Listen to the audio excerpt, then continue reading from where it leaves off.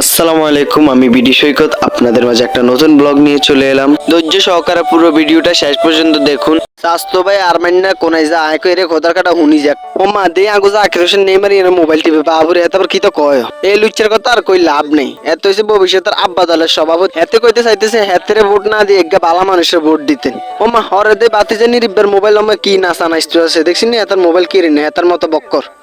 এতার কথা তো কই না কইলে না হেতের কই কিরি তো সুলু কি হইছে এত কই শ্বাস না কি হইছে মেহেন্দিতে রকেট গেছে ওরে আমরা 7 আপ লই এই তো জাকির হোসেন নেইমার হাতে 7 আপ দিতে আছে বেকারি নেসি বাজিলারি 7 আপ খাই বেশি পরে আমরা সিজন জিত করি শাঁসা করে চলে যেতেছি ঐতিহাসিক কালীবাড়ি সেখানে দেখতে থাকি আমার জানার মতো দে বাবুরে বাসের জ্যামে ঠেলা থাম জানা এই কালীবের মোড়ের ভিতরে বাস ঢুক